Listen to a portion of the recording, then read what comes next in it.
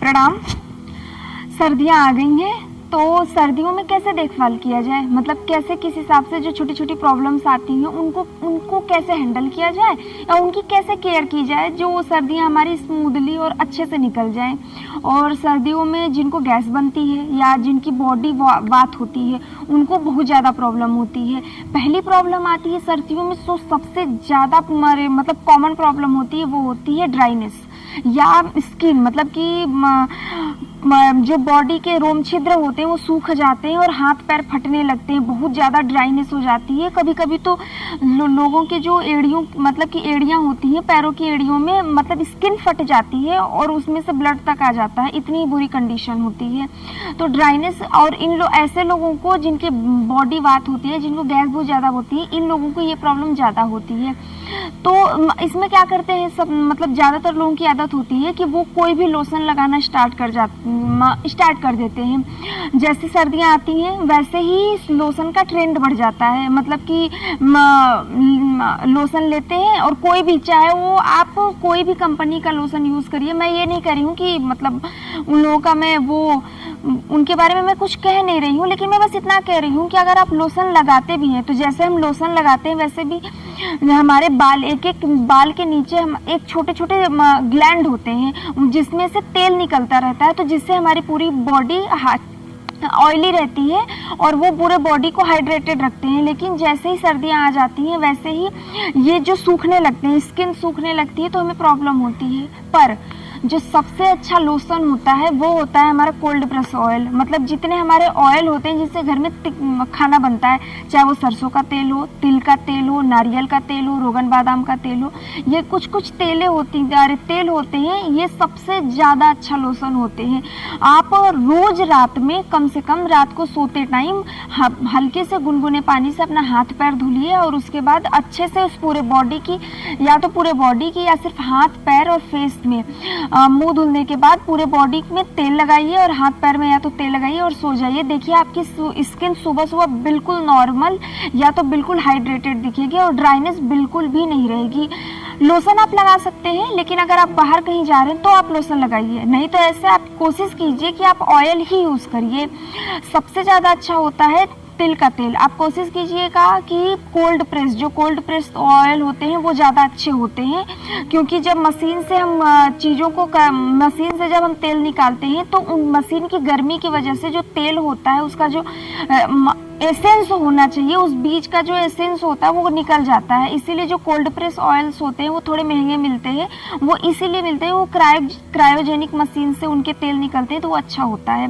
दूसरी सबसे ज़्यादा प्रॉब्लम आती है हाथ और पैरों में सूजन आ जाती है। बहुत सारे लोगों को जैसे ही ठंडी आती है पूरे हाथ सूज जाते हैं, पैर सूज जाते हैं, नील पड़ जाता है हाथों और पैरों में।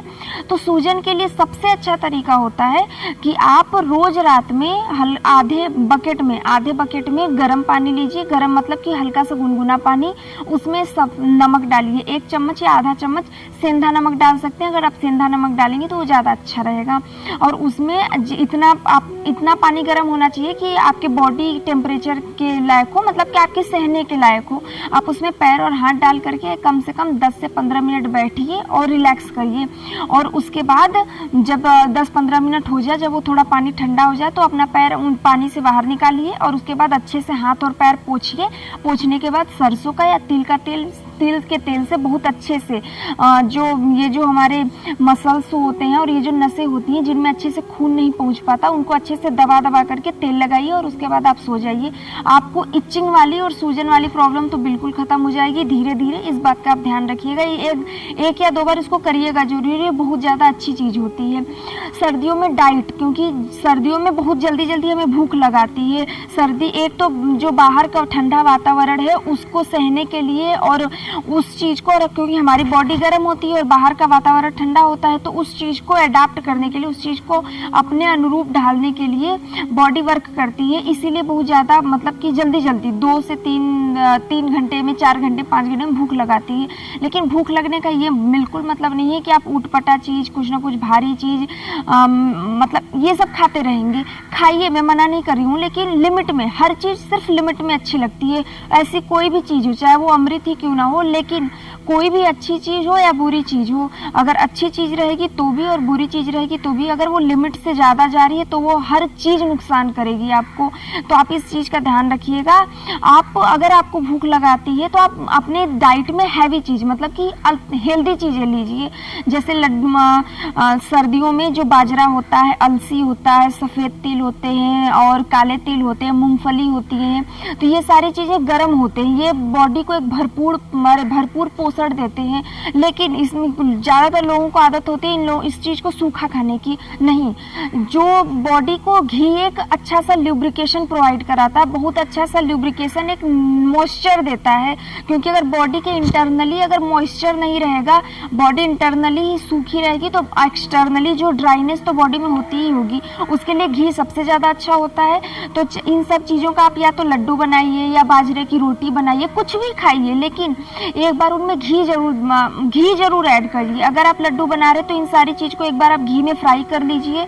उसके बाद गुड़ डालकर लड्डू बनाइए। गजक बनाते हैं तो गजक के लिए जो पाग होता है गुड़ वाला, उसको भी आप घी में हल्का सा भूनकर बनाइए। या जैसे होता है ना कि गर्मी सर्दियाँ आते ही सरसों दा साग और मक्के दी रोटी एकदम फेमस हो जाता है, और चूरमा वगैरह ये सारे खाने बहुत तेजी से फेमस होते हैं। तो आप इनमें कोशिश कीजिएगा कि आप उसमें घी डालकर यूज़ करें, क्योंकि वो बहुत ज़्यादा, तो चाहे आप लड्डू बनाइए, चाहे मक्के की रोटी बनाइए, कुछ भी बनाइए, ये जो चीज़ें होती हैं थोड़ी गर्म तासीर की होती हैं और ये हेल्दी भी होती है, बहुत ज़्यादा हेल्दी होती है। तो आप इन सारी चीज़ को घी के साथ ऐड कर सकते हैं। दूसरी चीज़ होती है च्यवनप्राश।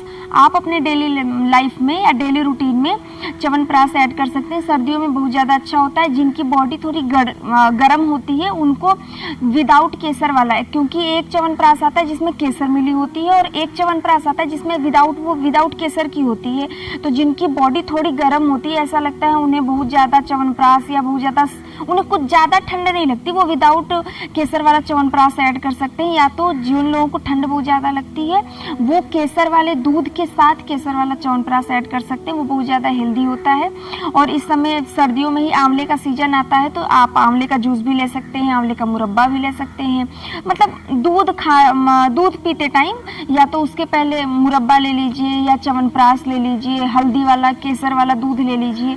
ये बहुत ज़्यादा हेल्दी होता है, बहुत ज़्यादा आपके शरीर के जो भी पोषण होते हैं वो उनको उन सारी चीज़ों को, न्यूट्रिएंट को और बॉडी स्ट्रक्चर्स को, प्रोटीन्स को, इन सारी चीज़ों को हेल्दी रखने में बहुत बड़ा इम्पोर्टेंट और बहुत बड़ा रोल प्ले करता है। इसके बाद आता है नहाना। सर्दियों में बहुत सारे लोगों की आदत होती है वो दिनों तक नहीं नहाते हैं, जबकि आपको गर्मी से ज़्यादा ज़रूरी होता है सर्दियों में नहाना। क्यों? क्योंकि गर्मी में जब हमारे बॉडी से पसीना निकलता है तो जो टॉक्सिक मटेरियल जो बॉडी के होते हैं वो अपने आप बाहर निकल जाते हैं। तो मजबूरी में भी हम नहा ही लेते हैं, दिन में 2 से 3 बार भी नहा लेते हैं। मैं ये नहीं कह रही हूँ कि आप रोज़ दोनों टाइम या रोज़ नहाते चाहिए, लेकिन हर रोज़ कम से कम 1 दिन का गैप, अगर ठंडी बहुत ज़्यादा पड़ रही है तो कम से कम 1 दिन का या 2 दिन का गैप देकर नहा जरूर लीजिए, क्योंकि उस समय बॉडी के जो टॉक्सिक मटेरियल होते हैं वो बाहर नहीं निकलते हैं। तो इसीलिए जो क्योंकि ऐसा तो है नहीं ना कि हमारे बॉडी में जो हमारे पसीने होते हैं, बाल होते हैं, मल और जो मूत्र होता है, पेशाब, वो सारी चीज़ें बॉडी के टॉक्सिक मटेरियल को बाहर निकालने के लिए होते हैं। तो अगर पसीना नहीं आता है और हम दिनों तक वैसे ही वही कपड़ा पहन के, वही अंडर गारमेंट्स पहन के पकड़े रहते हैं तो उससे स्किन प्रॉब्लम बहुत ज़्यादा होती है। तो कम से कम आप बहुत ज़्यादा नहाने की ज़रूरत नहीं है, हार्डली हल्के गुनगुने पानी से 5 से 10 मिनट, मुश्किल से 7 से 8 मिनट आप नहा लीजिए, उतना बहुत है। कई लोगों की आदत होती है वो स्टीम बाथ लेते रहते हैं और बहुत टाइम तक लेते रहते हैं, या गर्म पानी से बहुत ज़्यादा टाइम तक नहाते रहते हैं। वो नुकसान करेगा, वो आपकी बॉडी को और ज़्यादा ड्राई कर देगा। आप मुश्किल से गर्म पानी ले लीजिए, आप उसमें चाहे तो एक नींबू निचोड़ सकते हैं, या तो आप गुलाब जल ऐड कर सकते हैं, या तो हिबिस्कस, एक गुड़हल का पौधा आता है, आप उसको गुड़हल के 4-5 4-5 पौधे पर फ्लावर को, फूल को ले लीजिए और आप उसको मिट्टी के बर्तन में या लोहे के बर्तन में रख दीजिए। एकदम हल्की आंच पे गैस पे रख दीजिए। उबल के जब फूल सफ़ेद हो जाएगा तो सफ़ेद निकाल के वो पानी रख लीजिए। आप उससे भी नहा सकते हैं। उससे भी हमारी बॉडी बिल्कुल हाइड्रेटेड रहती है और वो जो स्मेल आता है बॉडी से कई दिन नहाने से, मतलब कि बहुत ज़्यादा हाइड्रेटेड रहती है और हेल्दी रहती है, तो आप वो भी यूज़ कर सकते हैं। वो बहुत ज़्यादा अच्छा होता है। और दूध और इन सारी चीज़ों के साथ आप हेल्दी डाइट लेते रहिए। ये बहुत अच्छा तरीका होता है। ये कुछ कुछ चीज़ें होती हैं, छोटी छोटी चीज़ें होती हैं जो बहुत ज़्यादा अच्छी होती हैं हमारे डेली लाइफ में। इन सारी चीज़ों को इन्वॉल्व करने के बाद हम बहुत अच्छे से अपनी लाइफस्टाइल को और अपनी बॉडी को हेल्दी रख सकते हैं। और सबसे इम्पॉर्टेंट जो चीज़ होती है इन सब में योगाभ्यास, क्योंकि योगाभ्यास आप किसी भी तरीके से मुश्किल से 15 से 20 मिनट, 20 से 25 मिनट, कम से कम आधे घंटे आप अपने डेली लाइफ का इस चीज़ को ज़रूर दीजिए। मैं ये नहीं कह रही हूँ कि सिर्फ योगाभ्यास ही, आप कोई भी फिजिकल एक्टिविटी कर सकते हैं, वॉकिंग कर सकते हैं, प्राणायाम कर सकते हैं, कोई भी योगाभ्यास कर सकते हैं, कुछ भी कीजिए, पर अपनी बॉडी को एटलीस्ट 30 मिनट दीजिए, जिसकी वजह से वो प्रॉपर रेगुलरली मेंटेन रहे, हाइड्रेटेड रहे और अच्छे से प्रॉपर वर्क करने के लिए आपका हेल्प करे। और ये बहुत सारी चीज़ें होती हैं। छोटे छोटे बच्चों का भी ध्यान रखिए, क्योंकि ठंडी में तो बहुत ज़्यादा दिक्कत होती है। तो इस बात का ध्यान रखिएगा कि बहुत ज़्यादा हीटर मत यूज़ करिएगा। बहुत एक्सेस हीटर का यूज़ करना भी बॉडी के लिए बहुत ज़्यादा नुकसान करता है, तो आप इस बात का भी ध्यान रखिएगा। डाइट का भी बहुत अच्छे से ध्यान रखिए। इन सारी चीज़ों का ध्यान रखिए। धीरे धीरे अपने आप वो जो कुछ कुछ प्रॉब्लम्स आती हैं जो सर्दियों में होती हैं वो ख़त्म हो जाएंगी और धीरे धीरे कम भी होने लगेंगी। और ज़्यादा प्रॉब्लम सीजन चेंज होने में आता है। तो अगर इस चीज़ को आप बना के रखें, मतलब कि सीजनल जो चीज़ें होती हैं, चाहे वो बहुत ज़्यादा गर्मी का हो, चाहे वो बहुत ज़्यादा सर्दी का हो, इस चीज़ को आप छोटी छोटी बातों का ध्यान रखेंगे तो आप सीजनल से प्रॉब्लम से या बीमारी से रिलेटेड वो कोई भी आपको कोई प्रॉब्लम नहीं आएगी। लास्ट, आपको बहुत ज़्यादा भूखे नहीं रहना है। सर्दी में अगर आप भूखे रहते हैं, फास्टिंग नहीं करनी, क्योंकि सर्दी में जब हम खाते हैं तो मोटापा धीरे धीरे जब बढ़ने लगता है या बेली फैट ज़्यादा हो जाता है, हेल्दी होने लगते हैं, तो लोगों को टेंशन होने लगती है। और जैसे ही टेंशन होने लगती है कि हम मोटे हो रहे हैं, वैसे ही सबसे पहली आदत ज़्यादातर लोगों की यही होती है कि वो खाना छोड़ देते हैं। ये बहुत ज़्यादा गलत आदत होती है। आप खाना छोड़ने से ज़्यादा अच्छा होता है कि आप योग कीजिए। आप जब योग करेंगे तो वो आपके बॉडी के मेटाबॉलिक एक्टिविटी को बहुत अच्छे से बैलेंस्ड में रखेगी। तो आप उसी स्टेज में ना मोटे होंगे ना पतले होंगे, एकदम परफेक्ट हेल्दी पर्सनालिटी के साथ बने रहेंगे। तो उस चीज़ का आप ध्यान रखिएगा।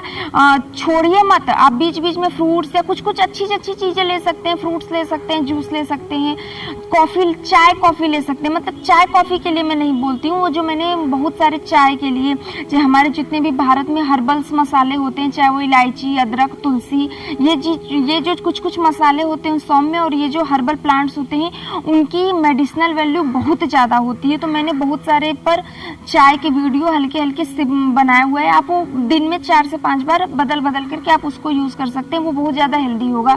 तो आप चाय और कॉफ़ी की जगह आप उसको यूज़ करिए, तो वो उस चीज़ को कम, मतलब कि आपकी बॉडी को हेल्दी रखने के लिए वो चीज़ आप रोल प्ले करेगी। उस चीज़ का आप ध्यान रखिएगा। आप चाय कॉफ़ी के बजाय अगर आप उस चीज़ को लेते हैं तो वो आपके बॉडी के लिए भी अच्छी रहेगी और आपके इंटरनल हेल्थ के लिए भी अच्छी रहेगी। तो आप उस चीज़ का ध्यान रखिए। आप चाहे तो उसमें आप लास्ट में हल्का सा गुड़ मिला सकते हैं, बट स्टिल वो ठीक है। तो इन सारी बातों का ध्यान रखिए और आप खुद को भी बताइए, अपने आसपास वाले भी लोगों को बताइए, जिससे आप खुद भी हेल्दी रहें और आपके आसपास के लोग भी हेल्दी रहें। तो आप सबका बहुत बहुत धन्यवाद, आपने मुझे यहाँ तक सुना।